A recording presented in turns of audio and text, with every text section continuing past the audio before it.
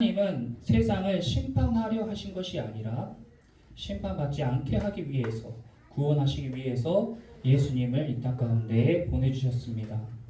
18절에 그를 믿는 자는 심판을 받지 아니하는 것이요 믿지 아니하는 자는 하나님의 독생자의 이름을 믿지 아니함으로 벌써 심판을 받은 것이니라. 예수님을 믿는 사람들은 심판을 받지 않는 것이고, 그런데 예수님을 믿지 않는 사람들은 벌써 심판을 받았대요. 거기 벌써의 동그라미 한번 쳐보세요. 이미 지나간 것입니다. 예수님을 믿지 않는 사람들은 이미 심판을 받았다는 거예요.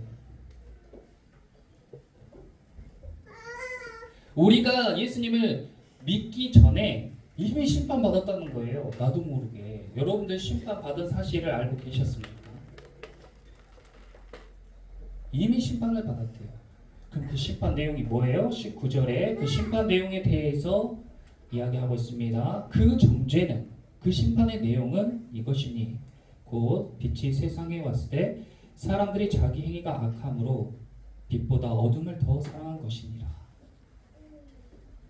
이런 말씀이 좀 바로 한 번에 이야기가 어렵죠. 우리가 예수님을 믿기 이전에 또는 예수님을 믿지 않은 사람들은 벌써 심판을 다 받았는데, 그 심판의 내용이 무엇인가? 그 심판의 내용은 사람들이 자기 행위가 악함으로 빛보다 어둠을 더 사랑한 것이에요.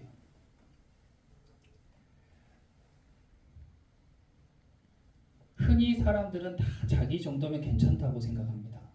자기 일을 악하다고 생각하는 사람이 거의 없어요. 근데 성경은 사람들이 자기 행위가 악하다고, 예수님을 믿지 않는 사람들은 다 그 행위가 악하다고 이야기하고 있어요. 그래서 빛이 와도 빛으로 가는 게 아니라 빛을 피해서 어둠으로 갑니다. 근데 그것이 심판받은 거예요. 쉽게 말해서 벌받은 거예요. 여러분들은 예수님 믿기 전에 악했고, 예수님 믿지 않은 사람들은 악하고 심판받았습니다. 어둠을 사랑해요. 그것이 어떤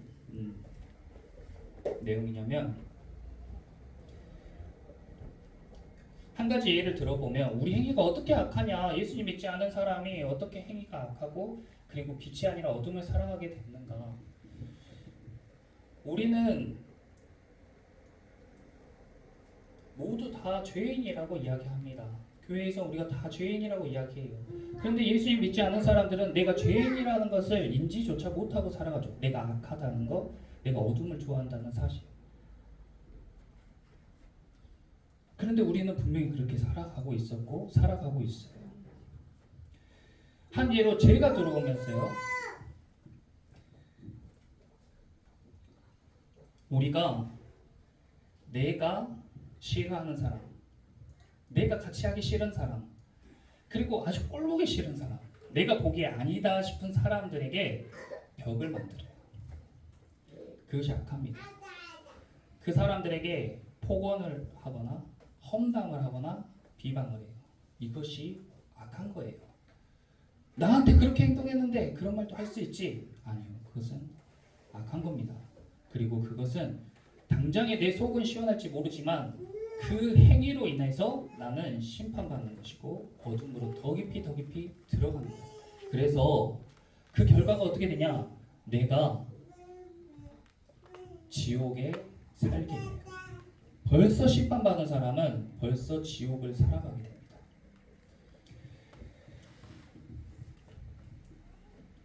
다른 사람과의 벽을 쌓게 되면 그 벽이 높이 쌓이면 쌓일수록 그 사람과 멀어지게 되죠. 그리고 그 벽은 어느새 견고한 진이 돼가지고요, 완전히 그 사람과의 관계를 멀어지게 만들어요. 사람이 죄로 인해서 가장 먼저 쌓은 벽은 하나님과 사람 사이의 벽이에요. 그래서 그 벽으로 인해서 하나님과의 관계가 완전히 단절됩니다. 하나님의 소리도 들을 수 없어요. 느낄 수도 없어요. 그 뜻을 알 수도 없어요. 시간이 흐르니까 하나님이 있는지조차 의식하지 못하고 살아갈 정도로. 근데 하나님이 없는 삶은 지옥 같은 삶이 되는 거예요. 빛은 예수 그리스도시되 우리의 생명 되시는 각 사람에게 비추는 그 빛이 바로 예수님인데, 예수님 우리 삶 가운데 다시 찾아오셨어요. 근데 예수님은 빛을 싫어해요. 그리고 사람들은 자기 행위가 악하니까 어둠으로 가는 겁니다. 나는 속이 시원해. 이 사람과 관계를 탁 끊어버려야 속이 시원해. 벽을 탁 쌓아야 속이 시원해.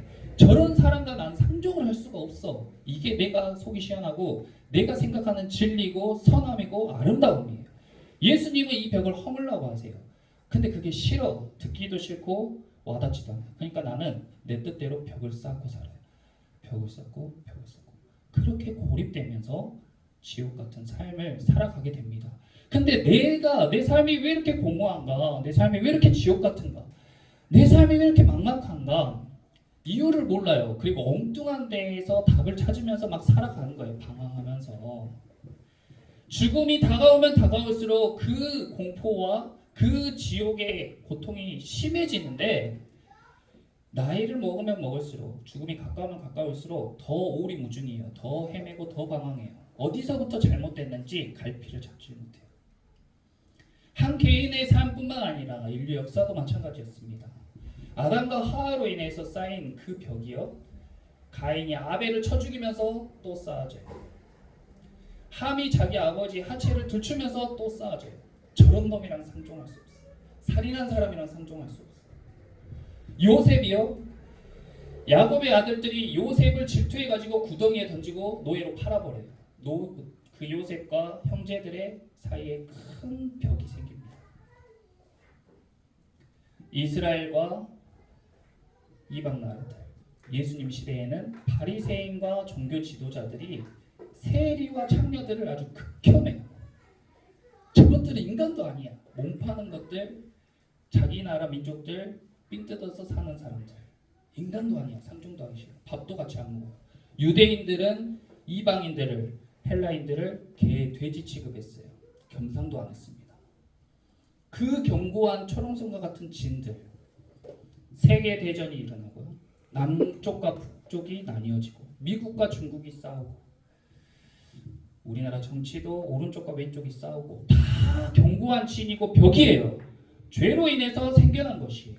그걸로 인해서 지옥 같은 삶을 살아요.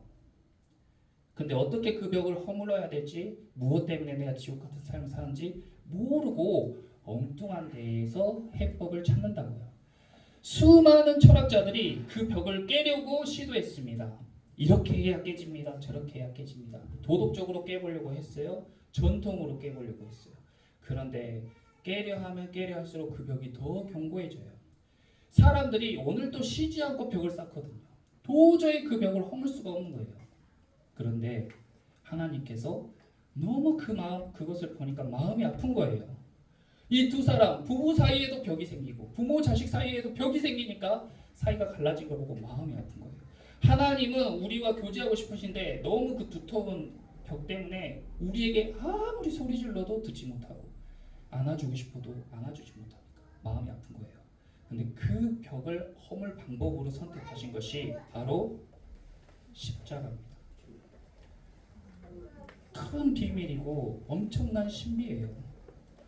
예수님은요, 어렸을 때부터 장성할 때까지 모든 종교 지도자들과 학자들과 철학자들이 깜짝 놀랄 만한 가르침을 전했어요. 기적도 일으키셨어요. 귀신도 쫓아냈어요. 먹을 것도 풍성하게 나눠주셨어요. 근데 그런 것으로 그 벽을 허물 수가 없더라를 보여주신 거예요. 그것으로 그 벽이 허물어지는 게 아니에요. 그런데 생각지도 못한 방법, 상상하지도 못한 방법, 바로 예수님이 사람들이 다 말렸는데, 다 반대했는데, 미련하다고, 지혜 없다고, 답답하다고 했는데 뚜벅뚜벅 걸어서 십자가에 탁 못 박혀 죽으신 그 순간 성전의 휘장, 대표적인 벽이었던 휘장이 쫙 갈라지면서 우리 사이에 있던 벽들이 무너져 내리기 시작합니다. 원수가 화해를 하고 부부 사이가 하나 되고 교회를 통해서 유대인과 헬라인이 개 돼지처럼 보던 사람들이 겸상을 하기 시작해요. 얼굴을 마주보며 식사를 한다고 해요. 십자가의 능력은 하나 되게 하는 능력인 줄 믿습니다. 그건 죽는 거예요. 내가 죽어야 상대와 하나 될 수 있는 거예요. 여기서 끝나버리면 복음이 아니에요. 여기서 끝나면 죽은 사람만 억울해요. 그런데 죽음이 끝이 아니었어요. 그 이후에 뭐가 있어요? 그 이후에 부활이 있었어요. 죽은 사람이 손해인 줄 알았는데 죽은 사람이 더 행복해요. 져주는 사람이 손해인 줄 알았는데 져주는 사람이 더 복을 받게 됩니다. 부부 사이에 내가 지고 사는 게 억울하다고 생각했는데 예수님을 닮아서 내가 져주고 내가 포기했더니 오히려 내가 이기는 승리의 기쁨을 맛보게 되는 줄 믿습니다. 그것이 바로 십자가의 클라이맥스고 부활의 능력이에요. 우리에게 돈을 많이 주고 유명하게 해주고 권력 있게 해주는 게 아닙니다. 병 고쳐주고 귀신 쫓아내주고 예수님은 그걸 이야기한 게 아니에요. 십자가. 바울 사도는 그래서 십자가를 내가 알 것이 내가 너희 중에 예수 그리스도와 그가 십자가에 못 박히신 것 외에는 아무것도 알지 아니하기로 작정하였습니다. 작정을 해버렸대요. 바울은 아주 어렸을 때부터 모든 학문, 모든 지식, 엘리트 코스를 다 밟은 엄청난 지식인입니다. 그 지식과 지혜를 다 똥오줌으로 여기고 버렸어요. 할 말이 너무 많은데 다 거두절미하고 십자가만 알기로 작정했다는 거예요. 또 갈라디아서 6장 14절 그러나 내게는 우리 주 예수 그리스도의 십자가 외에는 결코 자랑할 것이 없으니 그리스도로 말미암아 세상이 나를 대하여 십자가에 못 박히고 내가 또한 세상을 대하여 그러하니라. 아멘. 바울이 이 비밀을 깨달은 거예요. 아, 내가 공부를 열심히 하고 돈을 많이 벌고 권력을 얻어서 구원을 얻는 게 아니라 내 삶이 행복해지고 하나님과 연합되는 게 아니라 오직 십자가의 능력만이 예수님처럼 내가 십자가를 향해 뚜벅뚜벅 걸어가서 그곳에 못 박혀 있는 것만이 나를 구원하는 유일한 길이구나를 깨닫게 된 것입니다. 그래서 이로 성도들에게 권면하는 거예요. 여러분 십자가로 가세요. 두려워하지 말고 십자가로 가세요. 못 박히세요. 저는 날마다 죽습니다. 죽는 걸 두려워하지 마세요. 예수님이 여러분과 함께 하십니다. 죽으면 살아납니다. 살려고 하면 죽습니다. 그러므로 부활의 복음은 십자가로 가라는 거예요. 교회는 절대로 연합할 수 없는 사람들이 모여서 아주 꼴도 보기 싫은 사람들이 모여서 함께 하는데 십자가를 능력을 통해서 하나 되는 것을 경험하는 것이 교회인 줄 믿습니다. 그래서 음부의 권세가 쪼개는 악한 영은 어둠은 어떻게든 분열하고 쪼개려고 애를 쓰는데 주님은 하나 되게 하시는 거예요. 우리는 끊임없이 그 싸움을 합니다. 쪼개뜨리려 하는 사람과 하나 되게 하는 사람. 여러분 교회를 통해서 여러분들의 가정이 하나 되시기를 축원합니다. 십자가를 힘입어서 십자가의 능력만이 우리를 하나 되게 하고 또 부모와 자식을 하나 되게 하고 교회의 성도들을 하나 되게 하고 심지어 원수 같은 사람들조차 내 머리로 내 마음으로 절대 할 수 없지만 십자가의 능력으로 그들과 연합하고 하나 되게 하실 줄 믿습니다. 특별히 오늘 세례 예식과 또 성찬 예식을 우리가 함께 할 때에 아까 우리 서민 형제가 기도해 주신 것처럼 형식이 아니라 그 형식의 그릇에 이 형식은 어떠하든 상관이 없어요. 질그릇이어도 상관이 없어요. 허름한 곳에서 해도 상관이 없어요.